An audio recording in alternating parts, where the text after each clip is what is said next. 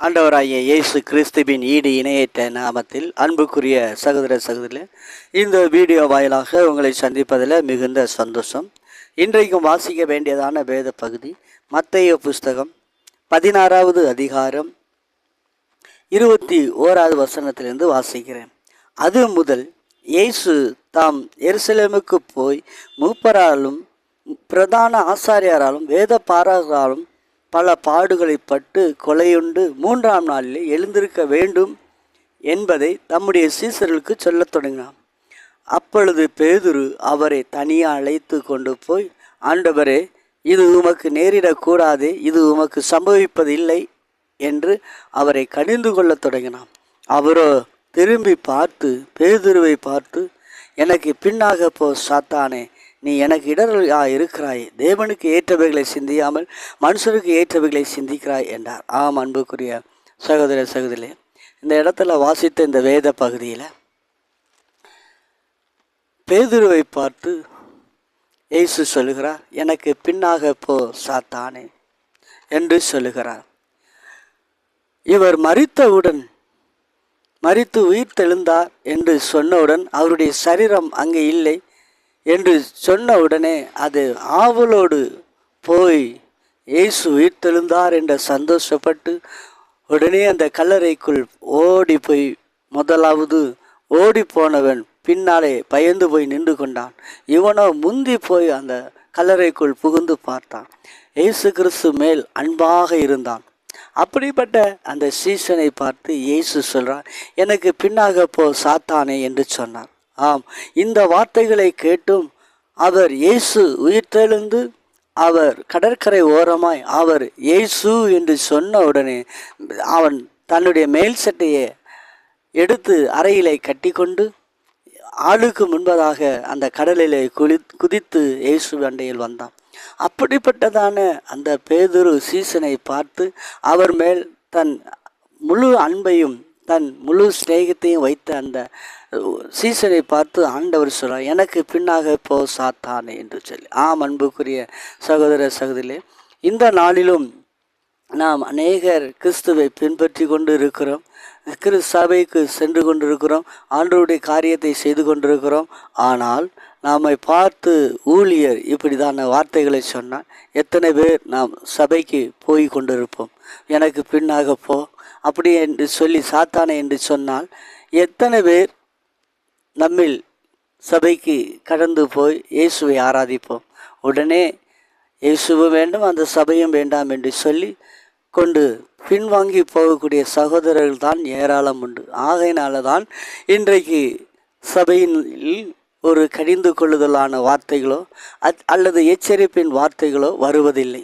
காரணம் என்னவென்றால், இந்த ஜனங்கள் இந்த கடினமான வார்த்தைகளை கேட்பார்களால் பின்வாங்கி போவார்கள் என்று சொல்லி சபைகளில் இன்றைக்கு எச்சரிப்பின் சத்தமோ அல்லது கடிந்து கொள்ளுகிற வார்த்தைகளோ வருவதில்லை.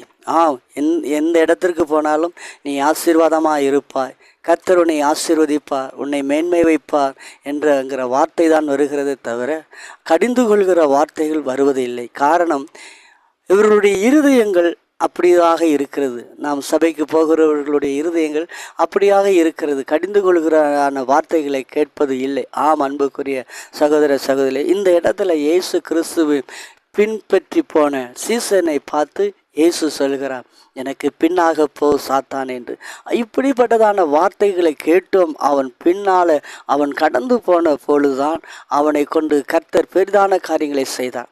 இயேசு கிறிஸ்துவனுடைய வஸ்திரத்தை தொட்டால் அற்புதம், அல்லது ஒரு ஸ்திரீ அவரை தொட்டால் அற்புதம், அல்லது அவர் யாரையாகிலும் தொட்டால் அற்புதம். ஆனால் பேதுருவை பார்ப்போமானால், பிந்தைய நாட்களிலே பேதுருவை பார்ப்போமானால் அவனுடைய நிழல் பட்டே அநேகர் சுகமடைந்தார்கள். ஆம், அன்புக்குரிய சகோதர சகோதரிகளே, இப்படிப்பட்டதான கடிந்து கொள்ளுதல் வார்த்தைகளை கேட்டபடியினாலே கிறிஸ்துவை காட்டிலும் அற்புதங்களை செய்வதிலே மேன்மையான ஆசீர்வாதங்களை பெற்றுக்கொண்டான். கிறிஸ்துவை தொட்டால்தான் அல்லது கிறிஸ்து யாரையாவது தொட்டால்தான் அங்கே அற்புதங்கள் நடக்கும்.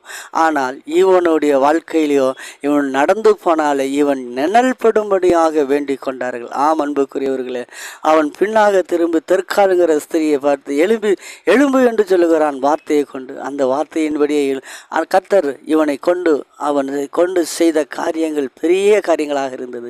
இன்றைக்கு இதை கேட்டுக்கொண்டிருக்கிற அருமையான சகோதரனே, நீ சபைக்கு போகும் பொழுது கடிந்து கொள்ளுதலான வார்த்தையோ அல்லது அவிவிசுவாசமான வார்த்தைகளை, இந்த காரியங்களை, அதாவது கடிந்து கொள்ளுதல் வார்த்தைகள் வரும் பொழுது அதை நீங்கள் அசட்டை எச்சரிப்பின் வார்த்தைகள் அதை வரும் பொழுது அதை கடிந்து கொள்ளாமல், அதை காதில் கேட்டுக்கொள்ளாமல் அந்த வார்த்தையின்படியே உங்களை திருத்திக் கொள்ளும் பொழுது கர்த்தர் உங்களை இவனுடைய முன் நிலைமையை காட்டிலும் பின் நிலைமை உயர்வாக்கப்பட்டது. ஆம் அன்புக்குரியவர்களை, இந்நாட்களிலும் இந்த வேத வசனத்தை கேட்டுக்கொண்டிருக்கிற இந்த பேதுருவை கர்த்தர்